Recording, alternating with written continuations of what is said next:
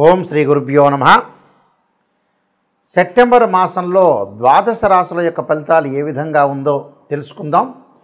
ముందుగా తెలుసుకునే ముందు ఏ ఏ గ్రహాలు ఏ రాశుల్లో ఉన్నాయో ముందుగా తెలుసుకుందాం. ముఖ్యంగా శని వక్రగతిలో ఉండి మీనరాశిలో సంచారం చేయటం, రాహు కుంభరాశిలోను, కేతు కర్కాటక రాశిలో సంచారం చేయటం, గురువు మిథున రాశిలో సంచారం చేయటం జరుగుతుంది. అయితే ఈ గ్రహాలన్నీ కూడా సెప్టెంబర్ మాసంలో ఒకే రాశిలో సంచారం చేయడం జరుగుతుంది. మిగతా గ్రహాలని మనం ఒకసారి పరిశీలన చేసినట్లయితే ముఖ్యంగా ప్రథమార్థంలో శుక్రుడు కర్కాటక రాశిలోకి సంచారం చేయటం, అలానే ఈ ప్రథమార్థంలో రవి బుధులు సింహరాశిలోను, కుజుడు కన్యారాశిలోను సంచారం చేస్తాడు. ద్వితీయార్థం అనగా 15వ తారీఖు తర్వాత శుక్రుడు సింహరాశిలోను, అలానే రవి బుధులు కన్యారాశిలోను, కుజుడు వచ్చేటప్పటికల్లా తులారాశిలోను సంచారం చేస్తాడు. అంటే గ్రహస్థితి అనేది ప్రథమార్థం కంటే ద్వితీయార్థంలో కొన్ని మార్పులు జరుగుతున్నాయి. ఆ ద్వితీయార్థంలో మార్పులు జరిగేవి ఏం గ్రహాలంటే శుక్రుడు, రవి బుధులు, కుజగ్రహం అనేది మార్పు జరుగుతుంటుంది. కాబట్టి ఇవన్నీ కూడా ప్రథమార్థానికి ద్వితీయార్థానికి కొంత తేడా ఉంది. కాబట్టి మీరు ఇవన్నీ కూడా గమనించుకొని ఇవన్నీ ముందు తెలుసుకోవాలి. ఇవన్నీ కూడా గోచారరీత్యా చెప్పబడే ఫలితాలు అంటారు. అంటే this is the transitive system అంటారు. కానీ బర్త్ చార్ట్ ప్రకారంగా జరిగే ఫలితాలు కావు.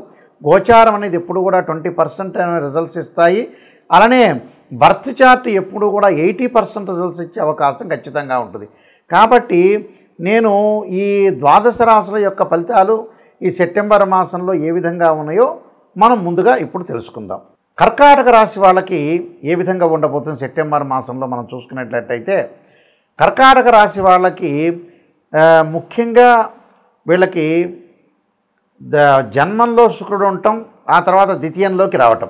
ద్వితీయంలో శుక్రుడు ఎప్పుడు వస్తారు అందరూ గమనించాలి. సెప్టెంబర్ 15 తర్వాత ద్వితీయంలోకి శుక్రుడు వస్తాడు. అప్పుడు మనకి ద్వితీయంలో శుక్రుడు వచ్చిన తర్వాత శుభ కార్యక్రమాల నిర్వహణ, ఏదైనా అనుకున్న పనులు చేయటం కానీ, డబ్బుల విషయంలో కానీ, మొండి బాకీలు వసూలు కావటం కానీ, మనకి ఎవరైనా డబ్బులు ఇవ్వాల్సిన వాళ్ళు కానీ, బ్యాంకు లోన్లు కానీ, వ్యాపార పరంగా అనుకూలంగా ఉండేది సెప్టెంబర్ 15 తర్వాత అనుకూలంగా ఉంటుంది. అంటే లావాదేవీలు కానీ ఏదైనా మాట్లాడాలనుకున్నా కూడా బాగుంటుంది. అలానే ఇక్కడ ఏదైతే వ్యయాధిపతి తృతీయాధిపతి అయిన బుధుడు ద్వితీయ స్థానంలో ఉండటం మంచిది. ద్వితీయ స్థానంలో ఎప్పుడు ఉంటారు? మొట్టమొదటి 15 రోజుల పాటు ఉంటాడు. మొట్టమొదటి 15 రోజుల పాటు అనుకూలంగా ఉంటాడు. తర్వాత రోజుల్లో కూడా మధ్య రకమైన ఫలితాన్ని ఇస్తాడు. అంటే టోటల్గా కొంత బుధుడు అనుకూలంగా ఉంటాడు కాబట్టి వ్యాపార మార్గంలో వెళ్ళచ్చు, నూతన వ్యాపారాలు సాగించవచ్చు, వ్యాపార పరంగా కూడా విస్తరణ జరిగే అవకాశాలు బాగుంటాయి. టోటల్గా బుధుడు మీద కొంత శుభదృష్టి ఉండటం వల్ల కూడా అనుకూలంగా ఉండే అవకాశం ఒకటి ఉంది. కాబట్టి బుధగ్రహం అనేది అనుకూలంగా ఉందని చెప్పుకోవచ్చు. అలానే గురువు 12వ స్థానంలో ఎప్పుడు కూడా గురువు మంచివాడు కాదు. ఎందుకంటే ఇక్కడ షష్టమాధిపతి అయ్యాడు. ఈ షష్టమాధిపతి గురువు వ్యయ స్థానంలో ఉండటము, అలానే ఇక్కడ మీనరాశికి అధిపతి కూడా గురువు అయ్యాడు. కాబట్టి కొద్దిగా జాగ్రత్త వహించాలి. ఏదైనా సరే డబ్బులకు మితంగా వాడాలి, పొదుపు చేసుకోవాలి. అయితే డబ్బులు ఇంక్రీజ్ అవుతాయి, ఫైనాన్షియల్ పరంగా ఇంక్రీజ్ అయ్యే అవకాశం అనేది ఖచ్చితంగా ఉంది. కానీ దానికి తగ్గట్టుగా వాళ్ళకి డిక్రీజ్ అయ్యే అవకాశం ఉంది. డిక్రీజ్ ఎందుకు అవుతుంది అంటే ఆస్తులు కొనుగోలు చేసే అవకాశాలు ఎక్కువగా ఉంటాయి. అంటే ఏదైతే చతుర్థ స్థానంలో వీళ్ళకి వచ్చేటప్పటికల్లా తృతీయ చతుర్థాల్లో కుజుడున్నాడో సంచరిస్తున్నాడో ఆస్తులు కొనుగోలు చేయడం అవకాశాలు ఎక్కువగా ఉంటాయి. అంటే డబ్బును కన్వర్ట్ చేసి ఎసెట్స్ రూపంలో మారిపోయే అవకాశాలు బాగా ఎక్కువగా ఉంటాయి. కాబట్టి ఎసెట్స్ రూపంలో మారటం కూడా, స్థిరాస్తి రూపంలో మారటం కూడా చాలా మంచిదే. కాబట్టి అవన్నీ కూడా అనుకూలంగా ఉన్నట్టుగానే మనం భావించుకోవాలి. అలానే ముఖ్యంగా శని యొక్క ప్రభావం ఏ విధంగా ఉండబోతుంది అని చూసుకునేటట్టయితే, భాగ్యస్థానంలో ఉన్న శని 9వ స్థానంలో శని వక్రస్థితిలో ఉండటం వల్ల ఆరోగ్యపరంగా ఇబ్బందులు కలుగుతాయి.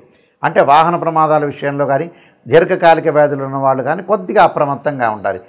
ఏదైతే నేను నెగిటివ్ చెబుతున్నానో ఆ నెగిటివ్ నిజంగా పాటించండి.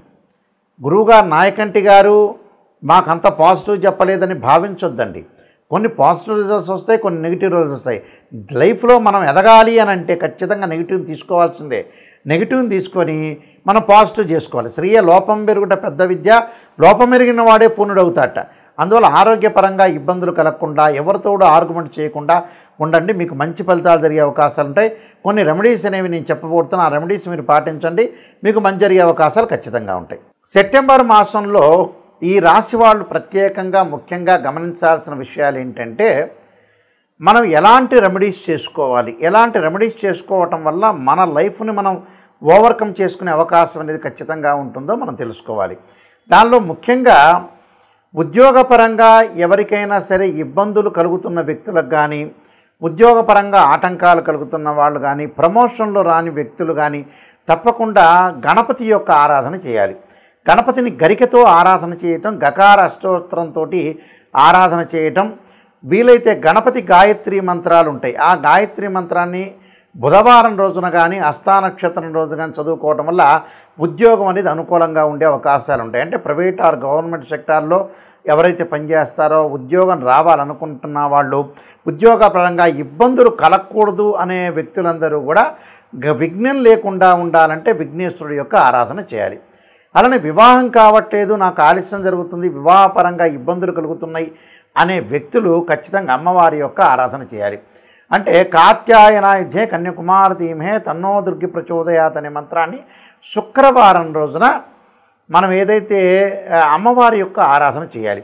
వీలైతే మీరు జాతకాన్ని చూపించుకొని కూడా అబ్బాయిలు కన్యాపాశుపతాస్ రుద్రాభిషేకాన్ని, అమ్మాయిలు వచ్చేటప్పటికల్లా వరపాశుపతాస్ రుద్రాభిషేకం, అఘోర గౌరీ పాశుపతాస్ రుద్రాభిషేకం చేయటం వల్ల చాలా మంచి జరిగే అవకాశాలు ఖచ్చితంగా ఉంటాయి. అలానే ఆరోగ్యపరంగా నాకు ఇబ్బందులు కలుగుతున్నాయి గురువుగారు అన్న వ్యక్తులు తప్పకుండా వీళ్ళు చేయాల్సింది ఏంటంటే నువ్వుల నూనెతో శివుడికి అభిషేకం చేయాలి. ఇది ప్రాచీనంగా చెప్పబడింది. ఇది చాలామంది కూడా ఆలోచన చేస్తారు, నువ్వుల నూనెతో శివుడికి అభిషేకం చేయటం ఏందని. పురాతన కాలంలో మన శాస్త్రంలోని చెప్పబడింది. అది కేవలం శనికి సంబంధించిన, శనీశ్వరుడికి సంబంధించిందే కాదు. అలానే నువ్వుల నూనెతో ఎప్పుడైతే శివుడికి అభిషేకం చేస్తామో ఆయు ప్రమాణం పెరుగుతుంది, శాస్త్రం చెప్పబడింది. అలానే మిగతా కొన్ని కోర్టు సమస్యలు ఉంటాయి. కొంతమందికి కోర్టు అన్నదమ్ముల మధ్యలో డిస్ప్యూట్స్ ఉండే వ్యక్తులు ఖచ్చితంగా సుబ్రహ్మణ్య స్వామి యొక్క ఆరాధన చేయాలి. 2 జంట సర్పాలను దానం చేయటం ఒకటి, దాని తర్వాత తత్పురుషాయ విద్యే మహాసేనాయ ధీమే తన్నో షణ్ముఖ ప్రచోదయాత్ అనే మంత్రాన్ని చదవటం వల్ల కూడా చాలా మంచి జరిగే అవకాశాలు ఖచ్చితంగా ఉంటాయి.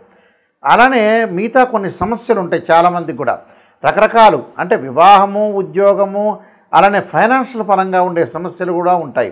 ఈ ఫైనాన్షియల్ పరంగా ఉండే సమస్యలు కూడా వాళ్ళకు కూడా గురువు యొక్క ఆరాధన చేయమంటారు.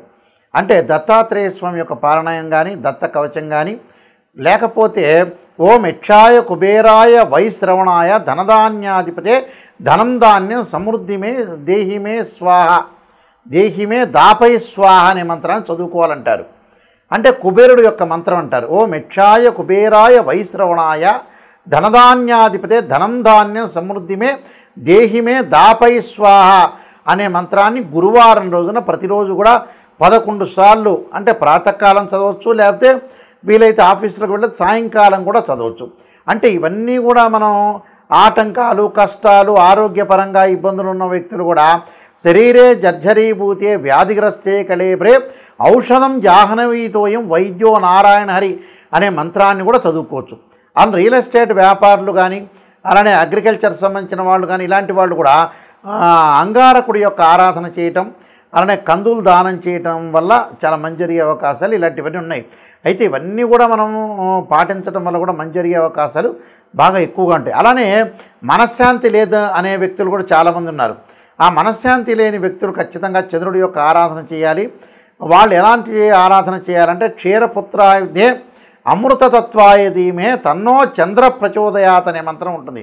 అంటే మానసికంగా మనం విల్ పవర్ పెంచుకోవడానికి, స్ట్రాంగ్ కావడానికి కూడా చంద్రుడి యొక్క ఆరాధన చేయటం చాలా విశేషం. అంటే ఇవన్నీ కూడా మనం ఏదైతే ఉద్యోగం కానీ, వృత్తిపరంగా కానీ, ఉద్యోగపరంగా కానీ, ఆరోగ్యపరంగా కానీ రకరకాల ఇబ్బందులు, రకరకాల కష్టాలు ఉన్న వ్యక్తులు ఇలాంటివన్నీ కూడా మనం ఏదైతే మంత్రం అనేది చదువుకుంటాం, మంత్రబలం వల్లనే మనం ముందుకు వెళ్ళే అవకాశం ఉంటుంది. కానీ ఇవన్నీ కూడా గోచారరీత్యా చెప్పబడే ఫలితాలు గుర్తుపెట్టుకోవాలి, గమనించాలి. అయ్యో గురువుగారు నాకు ఈ నెలలో జరగట్లేదని చెప్పేవాళ్ళు కూడా చాలామంది ఉంటారు. అది కాదు, ఎప్పుడు కూడా గోచారం అనేది 20% మాత్రం సపోర్ట్. అంటే సహజంగా ఏం చెప్తారు, ఎంత కృషి చేసినా ఆవగింజంత అదృష్టం ఉండాలంటారు. మనం కృషి చేసినా అదృష్టం కూడా కావాలి. ఆ అదృష్టానికి ఏమిటంటే గోచారం తోడ్పడుతుంది. కానీ బర్త్ చార్ట్ కూడా చాలా ఇంపార్టెంట్. ఈ బర్త్ చార్ట్ని చూసి కూడా ఆ ద్వాదశ భావాల్లో ఏ గ్రహాలు ఉన్నాయి, వారి యొక్క లగ్నం ఏంటి, ఈ ద్వాదశ భావాధిపతులు ఏంది, రాస్యాధిపతులు ఏంది, ఆయా రాశుల్లో ఏ గ్రహాలు ఉన్నాయి, ఏ దృష్టి ఉంది అని 16 లగ్న కుండల్ని మనం అనాలిసిస్ చేయాలి. కేవలం రాశిచక్రమే కాదు, మ్యాథమెటికల్ క్యాల్కులేషన్లో రాశిచక్రము, భావచక్రము, నవాంశము, ద్రేకాణము, హోర, దశమాంశము, షోడశాంశ చక్రాలు 16 డీ చార్ట్స్ అనేవి ఉంటాయి. ఆ డీ చార్ట్స్ ప్రస్తుతం దశ ఏంది, అంతర్దశ ఏంది, ఏ లగ్నానికి ఏ దశలు యోగిస్తాయి, అసలు ఏ గ్రహాలు ఏ నక్షత్రాల్లో ఉన్నాయి అనేది కూడా మనం అనాలిసిస్ చేయాలి. అంటే లైఫ్ని ఎప్పుడూ కూడా నిజంగా అనాలిసిస్ చేసి గురువుగారు నెగిటివ్ చెప్పినా పాజిటివ్ చెప్పినా నెగిటివ్ను కూడా తీసుకోవాలి. రాశి ఫలం వినేటప్పుడు ఖచ్చితంగా నేను ఒక విషయం చెప్తాను, గురువుగారు నాకు ఎంత పాజిటివ్ చెప్తున్నారని ఆలోచన చేయొద్దని. నిజంగా నేను ఒక్కడనే కాదు, నాయకంటి గారే కాదు, ఎవ్వరు చెప్పినా కూడా నెగిటివ్ని తీసుకోండి.